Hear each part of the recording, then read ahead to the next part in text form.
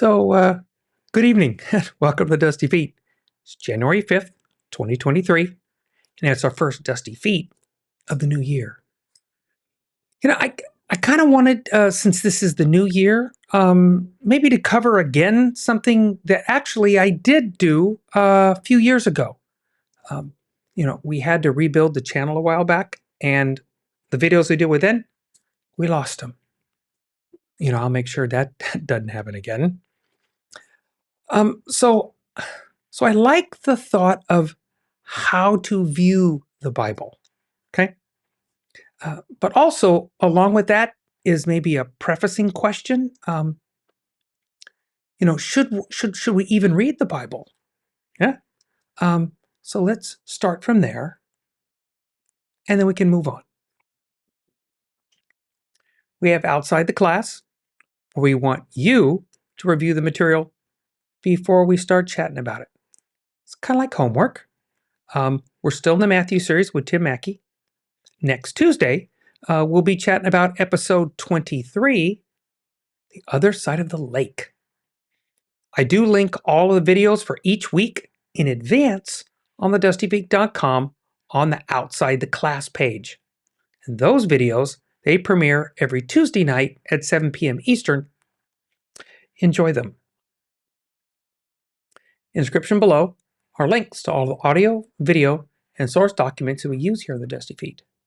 We want to make sure that any material we use here is properly credited to those folks who work so hard to bring it to us, because without their efforts, or learning we do here does not happen. So don't forget to subscribe, click that bell icon if you want a reminder. And as always on the Dusty Feet, this is a place where we can safely explore the endless ways of God and the interconnection of His creation, where belief understandings may be challenged, divine misunderstandings may exist, and traditional teachings might falter as we pursue connection, context, and community with God and each other here in an environment of grace and love. So here we go with some more Bible Project on the Dusty Feet.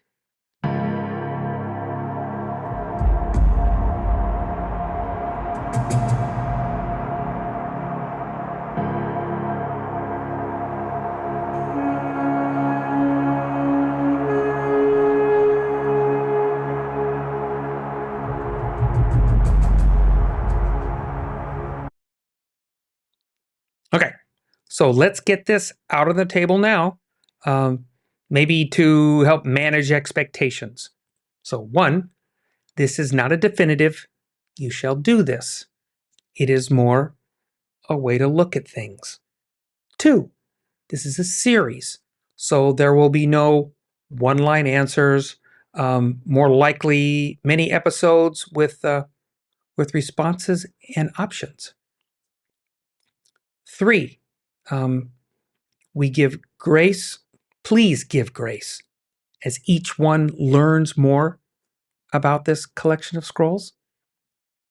4, this will be a series that builds on itself. So there is an expectation that one would have listened to the previous episodes to keep things in context.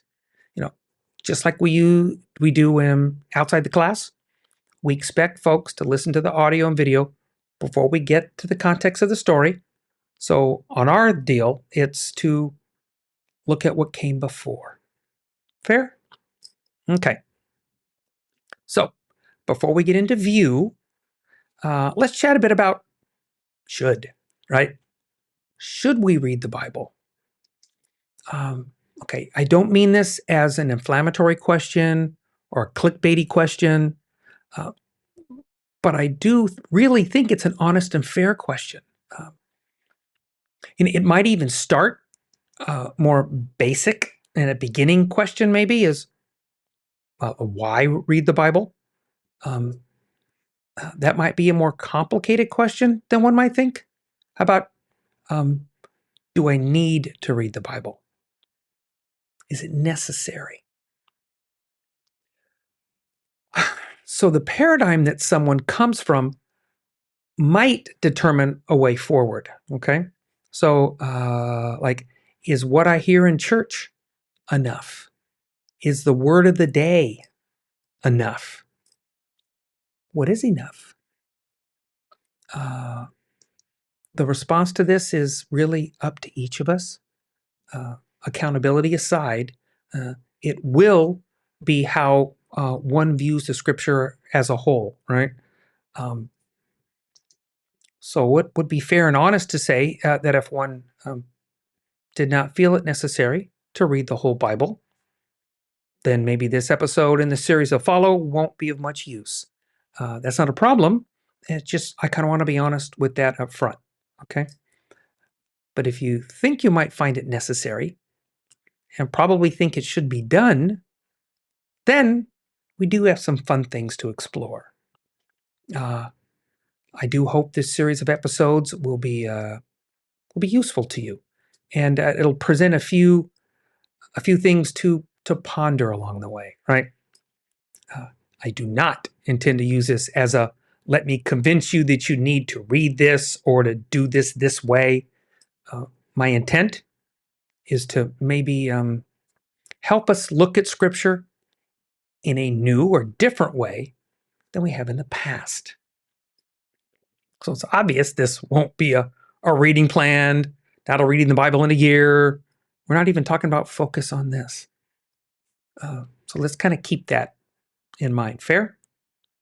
Okay. All of that said, maybe we can start with maybe getting to know the book a bit. I know we all have an idea about the book, right? This Bible of ours, because we're probably not talking about someone that has never heard of or has no idea of the Bible, right? Um, okay, this could probably help someone like that, but I'm not sure. Because this is more about exploring what we think we know, what we expect from that understanding, and then maybe how it applies to us. You know, there's so many good books that are really good, right? A very enjoyable, informative, practical, motivational, even emotional. So, is it fair to ask, is that something we should expect from the Bible? So maybe we should look and see, maybe that's the case. I don't know. So like I said in the beginning, I've covered some of these videos from the Bible Project a few years back. I found them and some from Aleph Beta very compelling as to the should I, along with the help about what it was that I was reading along that way, right? So to start, let's begin with a short video from the folks at the Bible Project to get us at least pointed in a direction, right? Enjoy. Our How to Read the Bible series will teach you to understand the Bible's message and appreciate its unique literary design. The Bible is an intricate work of art that tells one unified story that leads to Jesus. But it isn't like any book you've ever read. It's actually a collection of books, each with its own purpose. And to make it more interesting, the Bible isn't even written in one particular literary style or genre. What do we mean by genre? Genres are a unique style of communicating, with certain ones being more effective at communicating different ideas or stories. Like a news article is one type of genre, while a children's book is another. Each genre has separate techniques and rules that writers use to communicate. The Bible has three main literary styles: narrative, poetry, and prose. This series unpacks the important elements of each of the Bible's literary styles while walking through key sections of the Bible. The Bible is a large book, but it doesn't have to be intimidating. Watch our How to Read the Bible series and see how the Bible is divinely inspired literature that leads us to Jesus. Episode 1 is an overview of the entire biblical story. So, let's get started.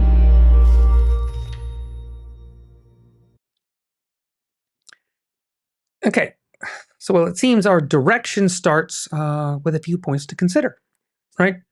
So maybe one, that the Bible is not a collection of books. No, that it is a collection of books and not one book. So maybe it's a small library, one could say.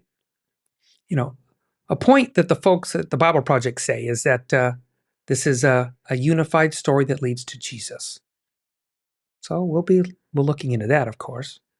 That this collection of books, scrolls actually, right, have some differing genres. We'll definitely get more into that.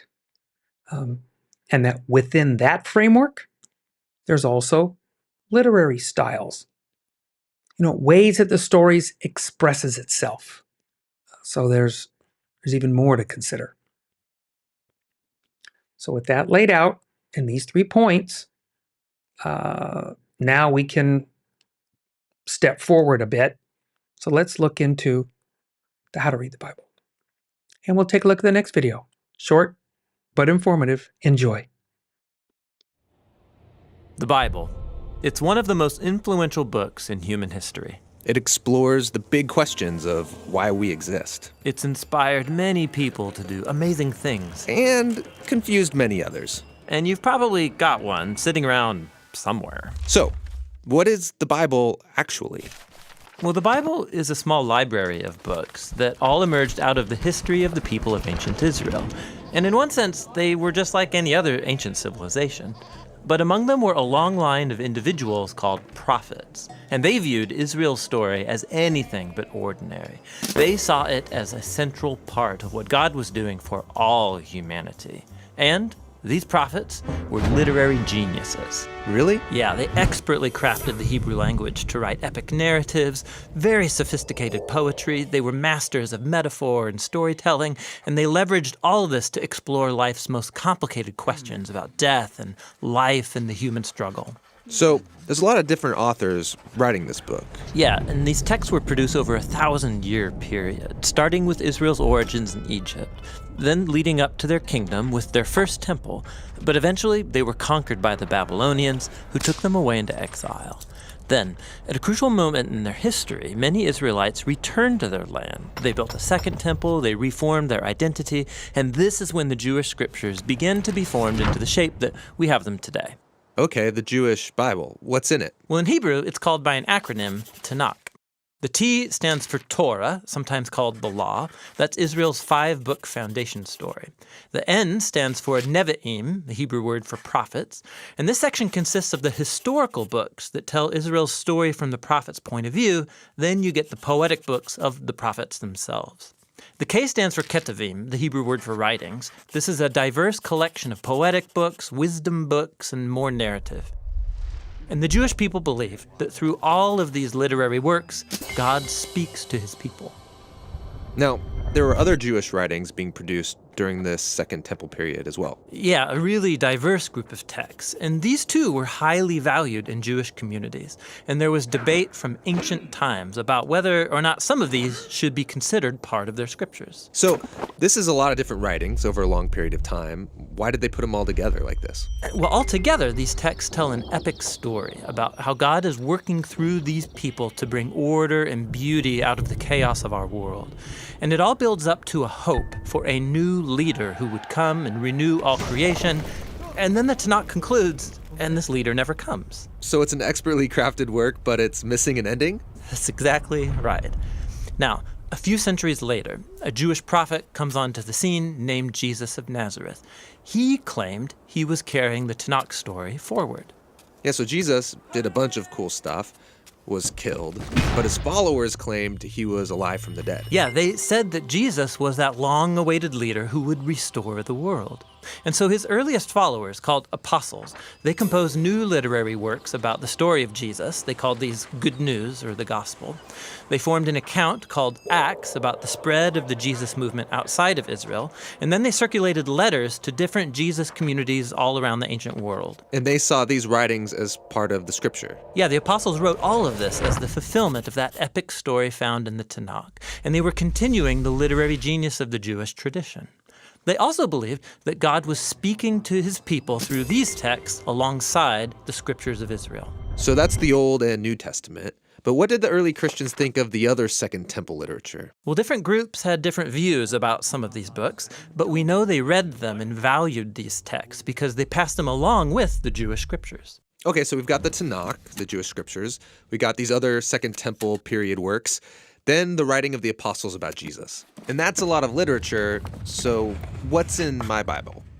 So the Christian movement has taken different forms over 2,000 years, and from the beginning, all Christians recognized the Tanakh and the New Testament as scripture.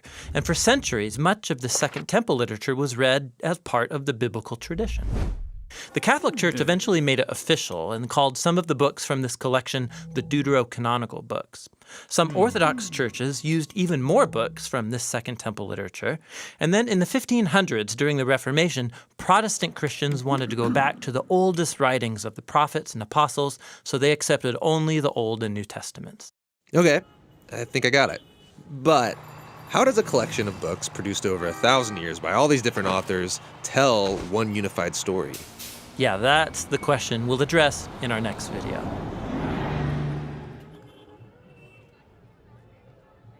Hey, I'm John. And I'm Tim. This is the Bible Project. We believe the Bible is a unified story that leads to Jesus and has profound wisdom for the modern world. So we're creating videos to show that.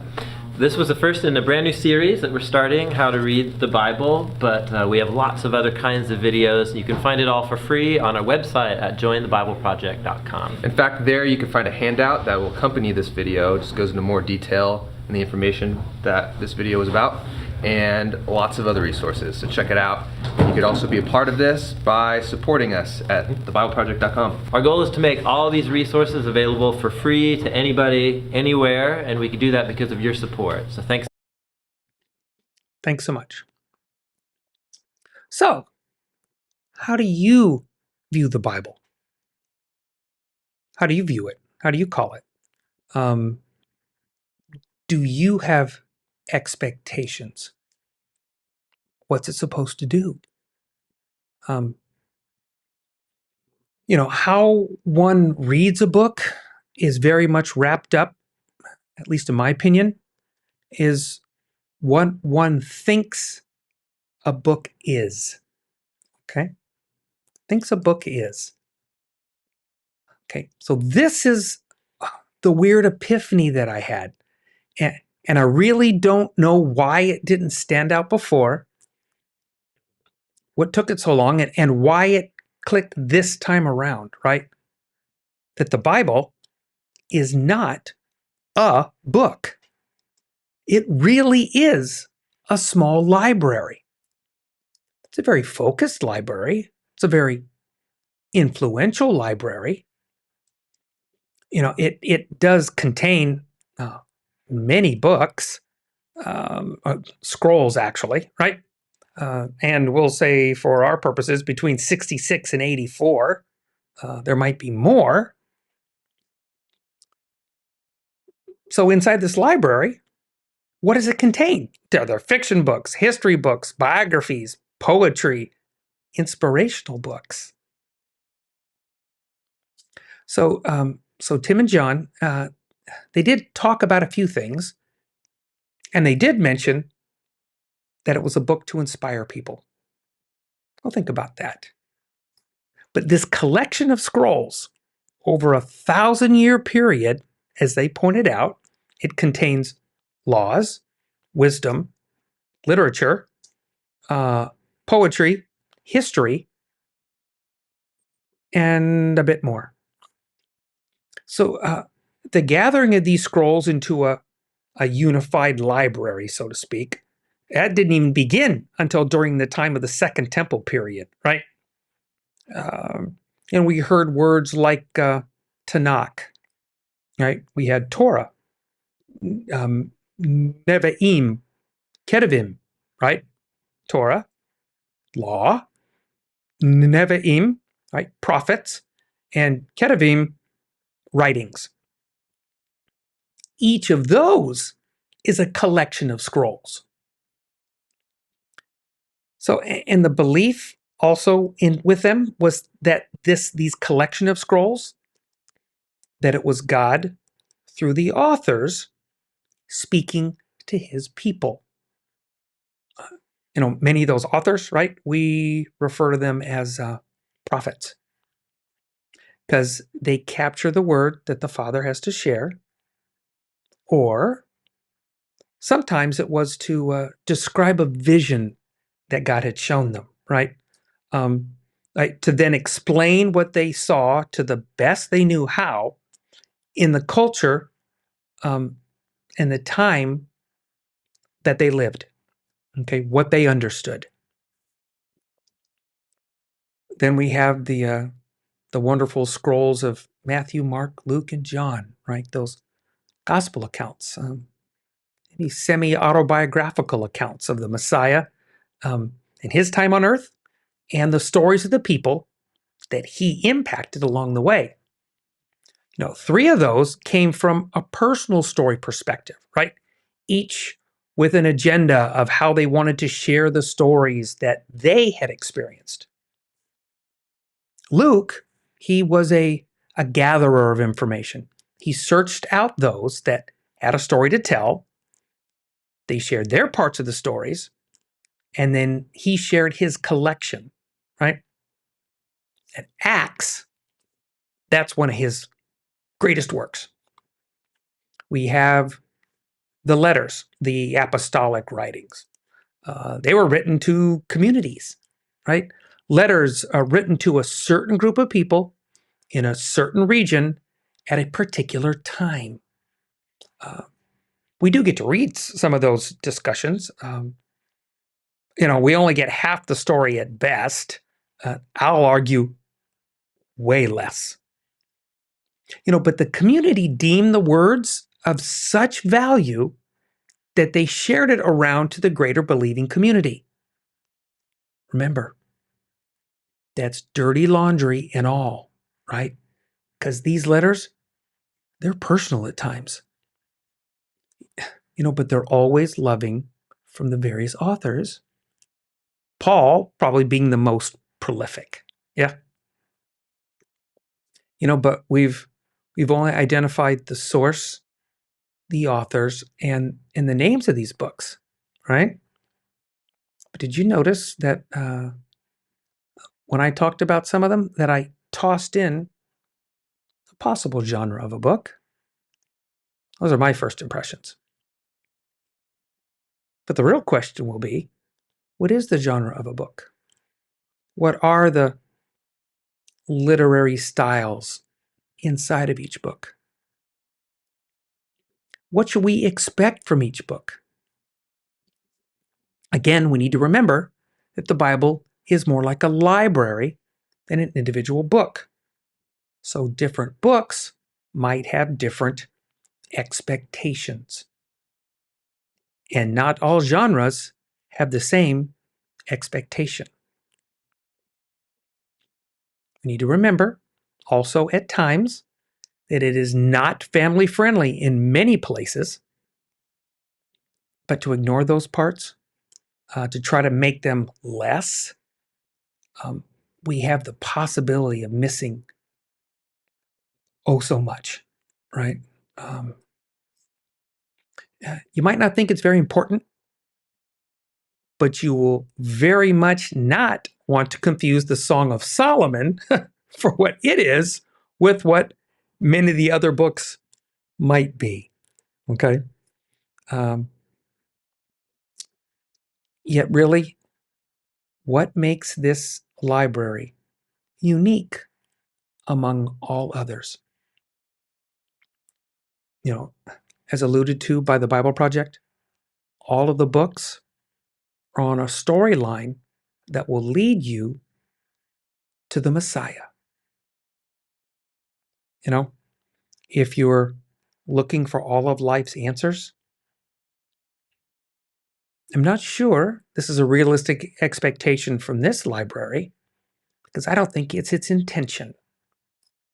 That's what I believe. Okay. So, moving forward, we will be exploring genre and literary styles. And maybe that might help us set some realistic expectations of various scrolls, these various books in this small but wonderful library, right? Oh, wrap this. If you want to expand your horizons of various genres and the importance of why that's important, there's that book, right? How to Read a Book by Mortimer Adler. It's recommended by both Tim Mackie and Rabbi David Foreman, and there is a link to it in the description below. Point to ponder.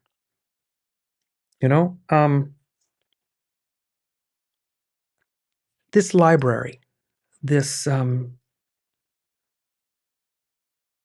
this collection of books that is our Bible. I hope that as we study this and move forward, that we really start to understand that what each book is and what each book is trying to tell and the expectations that we grab from those books. I hope that we treat those scrolls, those books, those letters with the intention of the original author. That'll be hard. It'll be an interesting challenge. And I think we're going to enjoy it. So thank you as we begin this journey and enjoy our time on the Dusty Feet.